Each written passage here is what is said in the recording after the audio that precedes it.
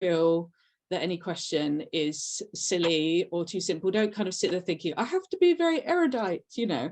Any question is an interesting question, because I really feel like events like this are a brilliant way of taking a period of history that I love and a lot of people don't know a great deal about, you know, to a wider public. I'm a specialist in the 15th century, and that is kind of the kind of, it feels sometimes like the kind of poor sister century, in the sense that loads of people are into 13th and 14th century medieval history. Lots of people are into the 16th, particularly the Tudors, and sometimes the 15th century gets left behind a little bit. Although that's changed somewhat with TV programs like The White Queen, obviously the novels by Philippa Gregory. So perhaps some of you have come to the later Middle Ages that way, and you might have some experience of it. But I will try and be as clear as possible, not use too much technical language, and hopefully this is going to be a kind of fun, informal talk.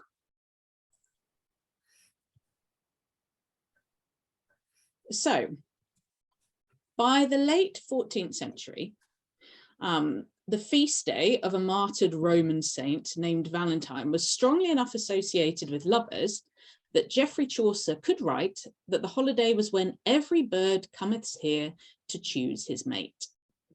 But it wasn't until 1477 that we have preserved in English what has been called the first Valentine greeting. And that's what you've got on your screen here. But don't worry about trying to read it all through just yet, because I'm going to tell you lots about it in a little while. This is a letter from the teenage Margery Brews to her neighbour and suitor, John Paston. Her letter discussed the negotiations for Margery's hand in marriage, which were taking place between John and her father, Sir Thomas Brews, which had come to a standstill over the matter of Margery's dowry. Margery charmingly addressed John as my right well-beloved Valentine, and sweetly promised to love him truly over all earthly things, even if he had had a far smaller estate than he did. The letter has charmed historians, with Sarah Peverley describing it as a testament to the power of love. And in February each year, the letter gets dug up by enterprising journalists keen to pad out articles on the history of England's most romantic holiday. So hopefully I'm not going to spoil that for you, but hopefully I will also give it a little bit more depth. This letter, with its endearments, declarations of heartache, and insistence on keeping the letter secret, is really tempting to take at face value. Among the sometimes dry correspondence of the 15th century, it seems like a breath of fresh air, an authentic representation of the romantic hopes of a young medieval woman. But to take it as an artless expression of affection is to ignore a rich source regarding the complications of medieval courtship, and perhaps to underestimate the bargaining powers of an enterprising teenage gentlewoman. But before we get into the nitty-gritty of the Paston Valentine, let's take a closer look at the history of Valentine's Day.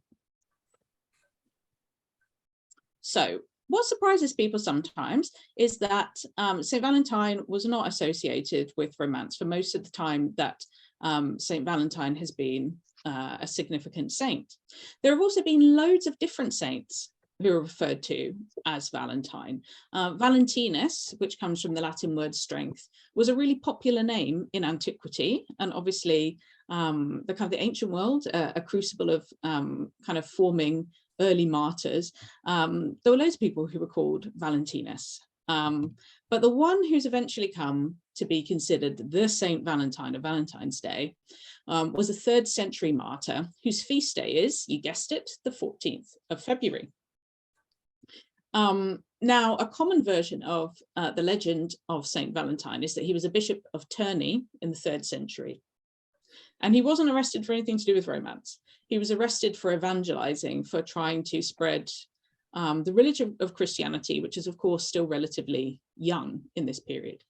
And he then ended up converting the judge who was going to try him. In later stories, this becomes his jailer, and his whole household to Christianity by curing the judge's daughter of blindness through faith healing.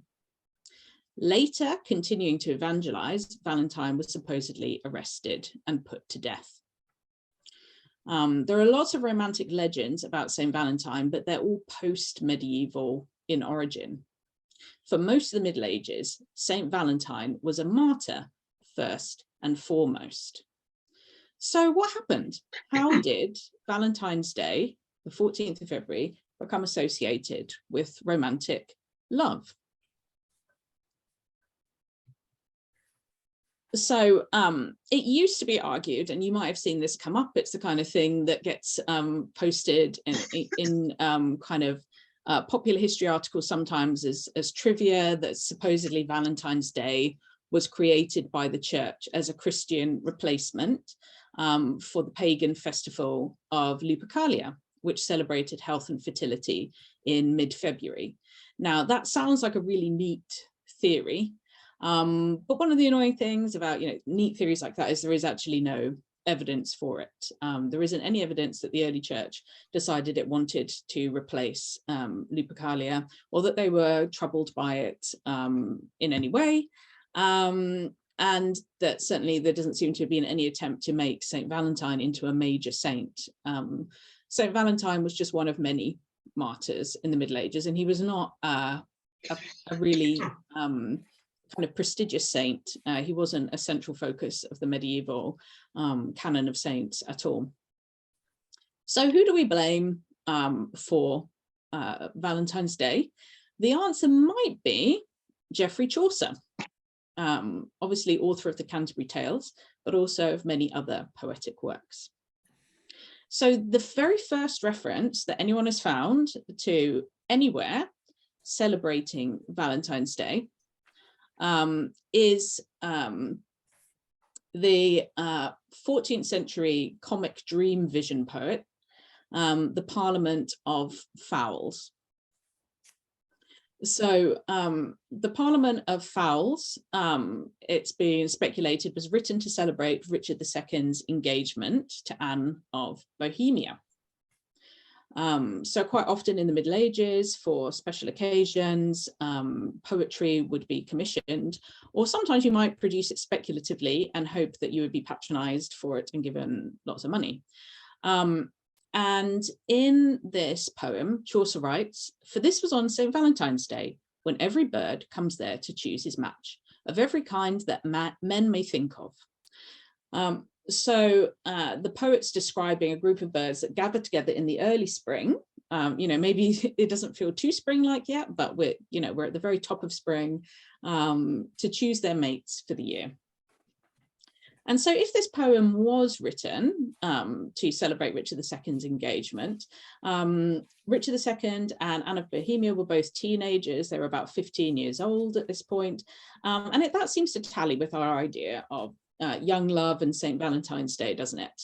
Now, I know that nowadays you can buy Valentine's cards, obviously, for your spouse, but also even your children, your pet, for anything pretty much. The festival, I think, is still most associated with that kind of burning kind of romance, often associated with young love. And the Parliament of Fowls refers to celebrating St. Valentine's Day like it's an established custom, but we don't have any earlier references to it, so it's possible that Chaucer invented it, or it's possible that he's actually tapping into something which is newly fashionable. And we have some other poetry from the late 14th century that also discusses Valentine's Day in similar ways, and that poetry appears across Europe. So Chaucer, I think, had a good eye for the fashionable in his poetry, for sure. And we've got just a nice image there of Chaucer at the start of the Canterbury Tales from the Lansdowne manuscript. So perhaps he's the father of St. Valentine's Day. So if you've got any problems with Valentine's Day, you think it's a bunch of rubbish, take it up with Chaucer, is my suggestion. So by the time we get into the 15th century, the early 15th century, what might have been quite a recent invention seems to have become settled as a popular custom. So Charles, Duke of Orleans, wrote a little poem referring to his sweet Valentine. And he wrote this when he was a prisoner in the Tower of London following the Battle of Agincourt. So he writes here, "I'm already sick of love, my very gentle Valentine. Since for me you were born too late, and I for you was born too soon. God forgives him who has estranged me from you for the whole year. I am already sick with love, my very gentle Valentine." I mean, obviously that is translated from the French. So although the poem sounds like it's recording a kind of a May to December type scenario, you know, a much younger woman, a much younger man, the way he's talking about his wife being born too late, he was born too soon. In fact, Charles was only 5 or so years older than Bonne d'Armagnac, his wife, and he was quite a young man when he was in prison. But he ended up outliving Bonne by 30 years. A lot of which Charles was actually in prison in England, because as the Duke of Orleans, he was a very high status prisoner who was seen as a potential threat to the English claim to the throne of France. And so they didn't really want to release him. And he was kept prisoner for, I think, nearly 20 years. And he was eventually released. And then 5 years after his wife Bonne's death, so she had died when he was in prison, so they were never reunited, which is quite sad. You know, he's got this sweet love poem and he never sees her again. And he gets married 5 years after Bonne dies, and Charles married Marie of Cleves, and that really was an age gap marriage. So Marie was 32 years younger than the now firmly middle-aged Charles. So Charles has spent his whole youth in prison, basically. And Marie finally gave Charles the son he must have wanted. You know, that is the goal of all high status families in this period. You know, you produce a son, you carry on your dynasty. When he was in his 60s, so, you know, this must have seemed like a real, you know, last hope. And this son, by a surprising twist of fate, eventually succeeded his childless cousin, Charles VIII of France, and became King Louis XII of France. Now, I can't think that Charles of Orleans could have imagined that decades before when he was trapped in prison. And I brought this example up because, you know, the ways of love and of family are never predictable. And in the tumultuous 15th century, this seems to be even more true than it was today. And I thought it was kind of an interesting episode to kind of launch us into looking at the Paston family, who are, you know, had their fair share of tumults, even if they weren't the parents of kings. And before I move forward with that, I just want to show you this lovely heart-shaped book that I've used as an illustration. And I don't know if you can tell, if your screen is big enough, you may be able to tell that that's a songbook. Isn't that lovely? You know, I like to be able to show people some pretty kind of objects. And it's incredibly difficult to make a heart-shaped book. You know, this takes incredible skill. We have quite a few of them from the Middle Ages. I'm not going to say that there are, you know, dozens out there. It's still quite rare, but we have quite a few surviving examples. It was kind of clearly a fashionable thing to do in this period. And I think it taps into that wider culture of courtly love and of the idea of kind of joining two hearts as one. Perhaps that's what this is meant to look like. You know, the way it's open on the page, it looks like two hearts. So that's kind of a nice romantic kind of image for you. I also say that, you know, if you would like the slides after the talk, I'm happy to email them to you. I mean, obviously don't distribute them in some kind of commercial way. I don't know how you would do that, but I'm very happy for you to have them for your own use. If you want to look up any of this poetry yourself or any of these images, that is great. So just drop me an email. I will give that to you at the end. So moving on to the Pastons, who I really want to talk about. So the Pastons were a Norfolk family. Some of you might have heard of them, who rose from humble beginnings to be one of the most prominent gentry families of the county. So we've got a basic family tree here. Now, they're very interesting because the first John Paston where we get the kind of the letter collection really beginning that we have surviving, was the grandson of Clement Paston. So you can see him at the top of this tree. And he was a relatively humble farmer. So he comes from a very modest background. He's basically a peasant who then does reasonably well for himself in the wake of the Black Death, really, which offers some possibilities for social mobility. So he manages to consolidate a larger estate, and he decides very cleverly that he should invest in his son William. So he uses his fortune that he's managed to accrue to send his son to be trained in the law. So the legal profession in the early 15th century starts becoming a really good means for social mobility. So William manages to do really well for himself financially in the law, and he invests that in land, and then he manages to get an heiress, Agnes Berry, to marry him. And, you know, as you can see from the dates here, that he was quite old by the time he married her, because he's coming from nothing. He's had to build his career up. And if you want to marry a high, you know, a higher status woman in this period, you're really going to have to prove to her family that you're worth it. So it's probably taken him a while to get to a position where he can find a wife that matches his ambitions. And so they have several children together, but John Paston becomes a lawyer like William, and he marries Margaret Mortby in around 1440. And he came into his inheritance on his father's death in 1444. So when he's quite young, when he's about 23 years old. And John and Margaret had at least 7 children who survived to adulthood. So it's very possible that they had more. So they've got John 2 and John 3. Yes, they do call 2 of their children John. And yes, because I write about these people regularly, you know, I repeat the name John multiple times, and it can get a little bit annoying. And also you have to work out which John you're talking about. So I normally call them John 1, 2, and 3, just for ease. So they have John, Marjorie, Edmund, Anne, Walter, and William. And today I'll talk about John 2, John 3, and Marjorie a little bit, because they have the most interesting stories, I think. So Sir John Paston, John 2, so the heir, was sent to court in his teens to try and find a powerful patron, but found it difficult, perhaps because of his nature, which his parents seem to have considered flighty. So the Pastons are very ambitious by this point. They don't just want to be gentlemen farmers and in the countryside. They have courtly ambitions too.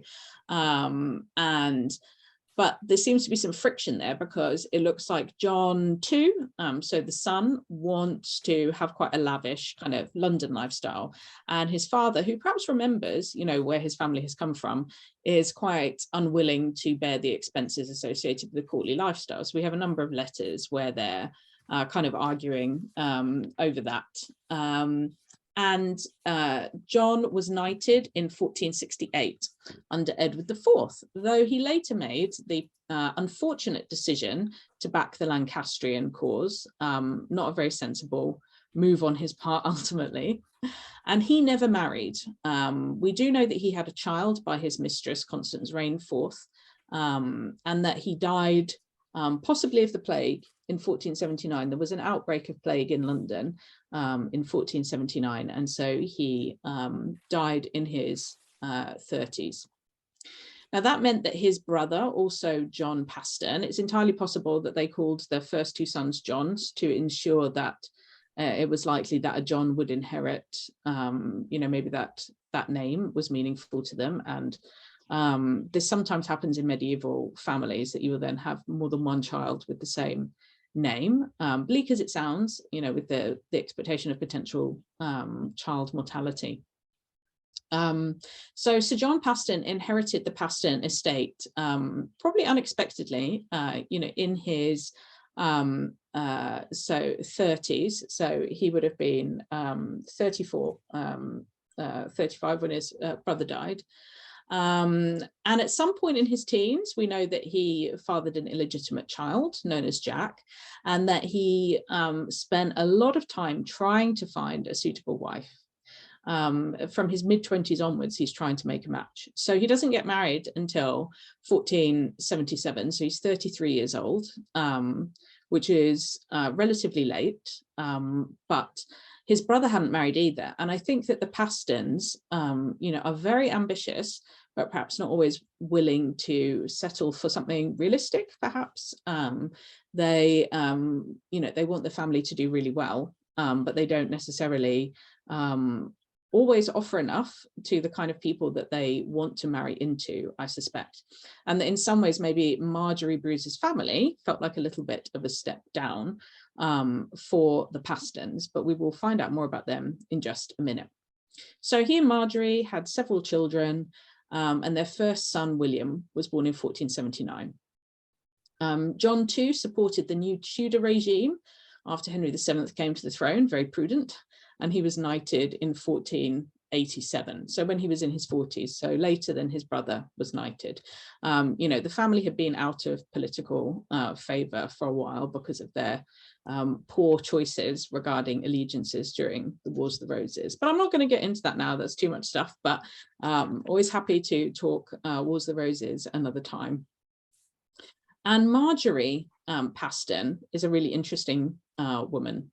She covertly married the family steward, Richard Calley, in 1469. And that's when she was, at most 21 years old. Despite pressure from her family, Marjorie refused to renounce the match when questioned by the Bishop of Norwich. This is definitely the most exciting love story of the Paston letters, despite the fame of Marjorie Bruce's Valentine's note. And I will talk about it in a little bit. But before we do that, let's go back to Marjorie Bruce's letter and find out what this first English Valentine is all about. So I'm putting the text of the letter up there on the screen for you. In 1477, John Paston III was 33 years old. 2 years later, his older brother John would die of a sudden illness, and John III would inherit the family estate. But in 1477, John III's greatest hope of finding a fortune was to make a profitable marriage. The Paston correspondence shows that he'd been on the hunt for a wife since 1467, the letters recording at least 10 failed attempts to make a match. Now, that's probably not because, John is hideous or anything. It's that he wanted to marry really well. And a wealthy single woman of childbearing age was the greatest prize of the medieval marriage market. And the second son of a gentle but not noble family was hardly the most eligible prospect for her and her family. So we have loads of records of failed negotiations and of John Paston being passed over. So a decade on, the situation must have seemed desperate for John. And perhaps this was why he now turned his attentions to the Bruce family, who were their neighbours. They were respectable and comfortably settled, but they weren't rich. And once the ambitious Pastons might not have seen them as a profitable or high enough status option. Or perhaps it was simply because before this, Sir Thomas Bruce's eldest daughter was actually not old enough to be a serious prospect. Now in her late teens, Marjorie may have suddenly become a much more attractive possibility. So Marjorie, at this point, we don't know her date of birth, but we think she was probably around 18. So she was about 18. John Paston was about 33. Now, actually, people often think that this is a typical age gap in the Middle Ages. And in parts of Europe it was, but it actually wasn't as common in England. The kind of the marriage pattern that you see in England, it tends to be what we call companionate marriage, where there's only a few years difference between husband and wife. So this probably would have seemed like a reasonably big age gap, but Marjorie in legal terms would have been already been an adult, for about 6 years in terms of things that mattered for a young woman in terms of being able to legally get married. You could get married at 12. And she would have been trained to be a wife. She would have been trained to run a household. And it wouldn't have seemed to medieval people that this was a disturbing kind of age gap. There are plenty of poems in the Middle Ages that are quite disparaging of very large age gaps, where you have a very young woman who's married to a man who is in his 50s or 60s. They didn't think that was great. But a man in his 30s marrying a young woman of 18 would not have seemed, strange or anything at all. I'm just saying that because I know that for kind of like our modern sensibilities, it might seem kind of odd. But the way the letters suggest that they talk to each other doesn't seem like they were, communicating as anything but adults. So when she's written this letter, it's clear that, a series of events have set in motion a kind of a courtship, and that it's reached a serious level by this point. I'll just quickly read the letter. Unto my right well beloved Valentine, John Paston Squire, be this bill delivered. Right reverent and worshipful, and my right well beloved Valentine, I recommend me unto you full heartily, desiring to hear of your welfare, which I beseech Almighty God long to preserve unto his pleasure and to your heart's desire. And if it pleases you to hear of my welfare, I am not in good health of body or heart, nor shall I be until I hear from you. For there is no creature who knows what pain I endure. And my lady, my mother, has laboured the matter to my father diligently, but she can get no more than you already know of, for which God knows I'm very sorry. But if you love me, as I trust truly that you do, you will not leave me for that. For if you have not half the livelihood that you have, for to do the greatest labour that any woman alive might, I would not forsake you. And I beseech you that this bill not be seen by any earthly creature, save yourself.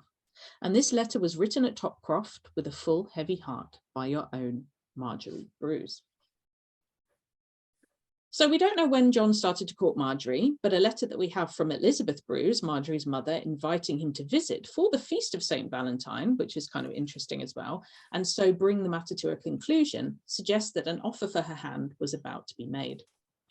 Despite his need to find a wife, John wasn't willing to settle for less than he felt he deserved, and pushed Sir Thomas hard to provide a better dowry than Marjorie was promised. Thomas, meanwhile, was prudently reluctant to settle too much upon one daughter, as he put it, when Marjorie had younger sisters who would need dowries in due course. A few days after sending this passionate first letter, Marjorie wrote a rather more pragmatic note to John. Referring to the matter between my father and you, she boldly stated, I let you plainly understand that my father will part with no more money except £100 and 50 marks, which is far from the accomplishment of your desire. Wherefore, if you could be content with that, and my poor person, I would be the merriest maiden on earth. Marjorie presented herself as a dutiful daughter and future wife, supposedly leaving the financial wrangling solely to the men. But her self-deprecating reference to her poor person seems to me to be a subtle reminder that she, rather than the dowry, was the real prize of the negotiations. In her previous letter, she had assured John of her passionate feelings. This letter showed her skills as a negotiator, softening her father's final offer with a reminder of John's capacity to make her happy. Despite Marjorie's stated desire that John keep her first letter private, both messages were dictated to the family scribe, we know that from the handwriting, and were unlikely to have been composed in secret. Indeed, whether we assume that Sir Thomas Bruce was using Marjorie as a tool in his negotiations with John, appealing to his affections to get him to accept a lower offer, or whether these letters were Marjorie's initiative, these letters are probably more reflective of familial collaboration than individual passion. While medieval people valued the love between husband and wife, in courtship, the needs of the family as a whole came before the desires of the couple. And so I want to just give you a couple of quick examples from other families in the same period, so you can see the same pattern of familial involvement in courtship and marriage. Marriage making for the gentry and for urban elites was a complex social process. Marriage negotiations at this level of society involved weighing up the relative values of dowries and jointures and trying to ensure the best financial settlement, while also ensuring that candidates for marriage were socially acceptable. Canon law firmly iterated the centrality of the individual consent of the betrothed couple in forming a valid marriage. So basically the church said, the husband and wife have to consent, otherwise a marriage isn't real.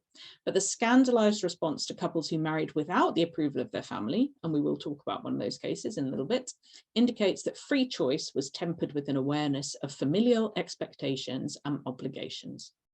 The evidence suggests that finding marriages for young men and women was very much a communal activity, an enterprise shared within a family and its social circle. Fathers played an important role in running negotiations. From the evidence of marriage contracts, which were used in elite marriages to determine distribution of jointures, I will explain what those are in a minute, and dowries, fathers were often responsible for having the contracts drawn up. In 1466, for instance, Oxfordshire gentlemen Thomas Stoner and Thomas Rokes drew up a rough contract of marriage between Stoner's daughter and Rokes' son. Now, this is when their children were underage, and the contract interestingly notes that if the children, when they came of age, objected to the marriage, the contract was void. So this contract at least pays lip service to the idea of consent, though that many young adolescents would be able to resist parental pressure is doubtful. But contracts like this don't give us a great sense of what was actually happening in the day-to-day workings of marriage making, or to what extent fathers were involved. So the case of William Stoner, the son of Thomas Stoner, and the lady he wanted to marry, Marjorie Blount, demonstrate that while sons may have wooed women, they relied on their fathers for advice and permission, and that a father had the ability to stop negotiations. So in 1422, the young Oxfordshire gentleman in his early mid-20s, William Stoner, started paying suit to a wealthy widow named Marjorie Blount. It seems that he got their family friend and retainer, so that's a kind of a higher status servant of the family, Thomas Mull, to break news of the potential match to his father, Thomas Stoner. Mull carefully outlined the lady's qualities in a way that seemed designed to make her appealing to a potential father-in-law. Mull indicated that Marjorie had 3 golden virtues in a prospective wife for a gentleman: wealth, good reputation, and a virtuous disposition. Shortly afterwards, William sent his father a letter, including the remark that, "I trust well to Almighty Jesus and your good fatherhood that I shall speed well of my matter, for I've had encouraging behaviour from my mistress." The juxtaposition of divine and fatherly authority is very telling. It gives the impression that Thomas's word is law, his will something that can be appealed to, but certainly not challenged. That this wasn't simply rhetoric intended to flatter Thomas is shown by another letter from Thomas Mull to William, which shows that negotiations broke down over the large sum of money, 300 marks, that Marjorie Blount insisted on for her jointure. Now, what was a jointure? Well, in return for a bride's dowry, the groom or his father settled land on the new husband and wife in something called joint fee tail, which meant that a property could be used to support the widow should her husband predecease her. So it basically guaranteed her an income in case of her husband's death. And there's a really kind of delicate series of negotiations that would take place around this. The typical amount, according to Barbara Harris's research, is that the jointure was usually set at about 10% of the dowry, although women who were particularly desirable due to their wealth or status could demand a higher portion. So Marjorie's demand for 300 marks seems like quite a high amount for a gentry rather than aristocratic marriage. And perhaps Thomas Stoner was right to turn down these terms. And Marjorie must have felt quite confident in her own worth as a kind of a desirable match because of her position as both an heiress and a widow. So she had her father's estate would come to her, and her husband's estate had already come to her. So she's really, you know, a very popular prospect. But Thomas Stoner clearly doesn't feel like this is a good financial match for his son, and negotiations broke down. This seems to have left William Stoner feeling pretty sad about things, as a letter from Thomas Mull to Thomas Stoner demonstrates. So he writes, "For God's sake, call him forth to you when he's at home with you, and let him walk with you, and give him words of good comfort, and be a good father to him, as I certainly know you to be."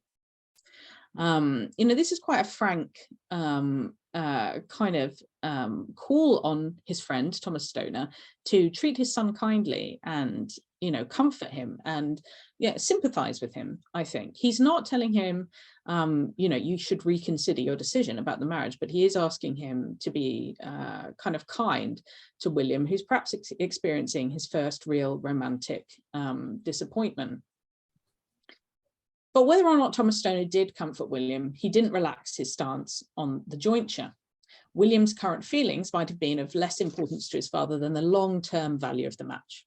Marriage negotiations required fine financial calculations, and in trying to balance the lady's cash value against the cost of her jointure, the result in Thomas's eyes must have been more debit than credit.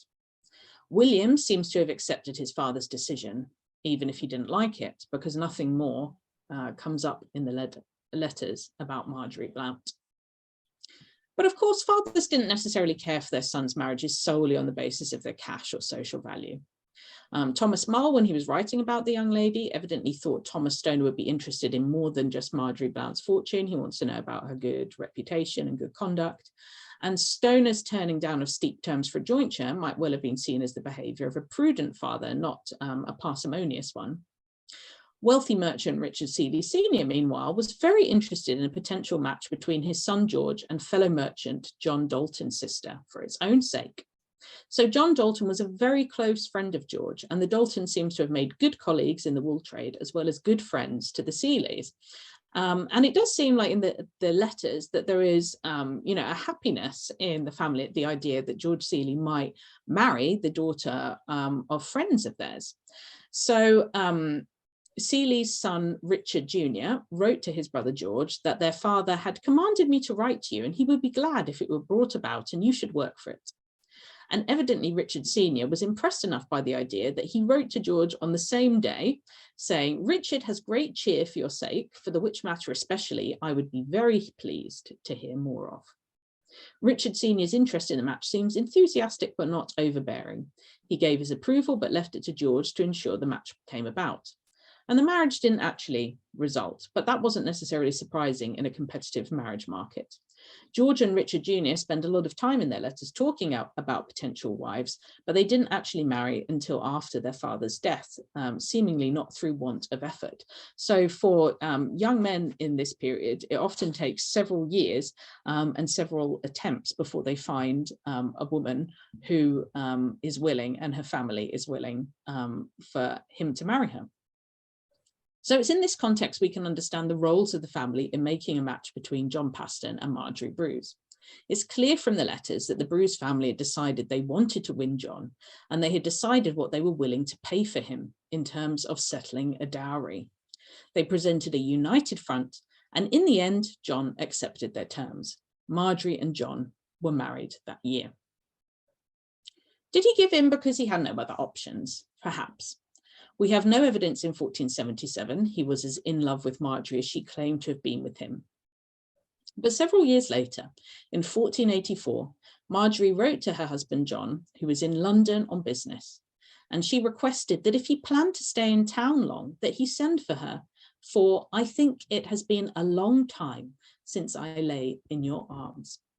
7 years, several pregnancies, and the everyday business of marriage had not quelled Marjorie's desire to be held by the man she addressed in letters as my own sweetheart.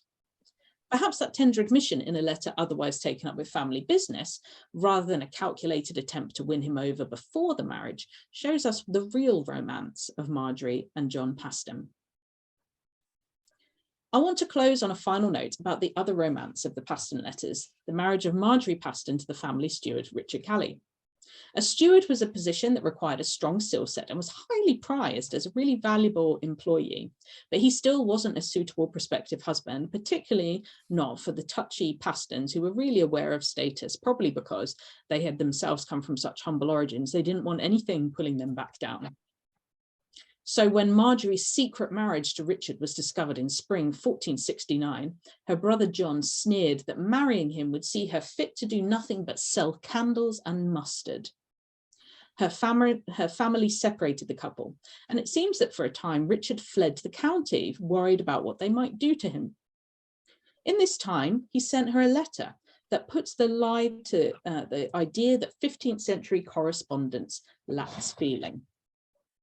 We unfortunately have no letters surviving from Marjorie, but this is a really lovely record of their relationship. So this is Richard, my own lady and mistress, and before God, my very true wife, I with a heart full sorrowful recommend me unto you, as he who cannot be merry, nor never shall be until it is otherwise with us than it is now. For this life that we live is no pleasure to God, nor to the world, considering the great bond of matrimony that is made between us, and also the great love that there has been, and I trust still is between us, and on my part has never been greater. Wherefore I beseech Almighty God comfort us as soon as it pleases him, for we that have most right to be together are asunder. I feel it is 1,000 years since I spoke to you. Rather than all the goods in the world, I would rather have you. So, you know, we don't know what Marjorie replied to this. We don't have a response, but we do know that shortly after this, her family brought her up before the Bishop of Norwich to answer for her behaviour and to see whether the marriage had been made validly. And it's clear from a letter that Margaret Paston writes to her son John that the bishop put a good deal of pressure on Marjorie to renounce this marriage, reminding her of the family and friends she would lose because of it. So he basically pressures her to say that it wasn't a valid marriage, that they didn't, you know, get it done properly. But Marjorie refused. And she insisted that the marriage be made properly. And so did Richard Kelly when he was called up before the bishop. And, you know, she's a very young woman. She's maybe, you know, 19, 20, 21 years old. You know, we don't have an exact date of birth. But she stands up to her whole family and to the bishop. You know, he's a very influential and powerful man. And says, you know, I am married to this man. And she in fact says, and if we didn't do it right the first time, I'll do it again, which I just love. So the family had to relent. Curiously enough, Richard kept working through for them through this and afterwards, because a good steward was clearly just too difficult to replace. So even though they were really angry with him, they kept him working for them because he did really great work for the Paston estates. Now, Marjorie, it seems, was permanently estranged from her family, although Margaret, her mother, eventually seems to have at least accepted Richard and Marjorie's 3 sons into the Paston fold. It's not an entirely happy ending, but it is a realistic one, full of complex human feeling. And perhaps that, like the ordinary love story of Marjorie Bruce and John Paston, is what's worth celebrating this Valentine's Day. Thank you very much. And that's just on the screen. It's just a little bit of information about our BA history program. Please get in touch about studying history if you would like to know more. Thank you so much for listening.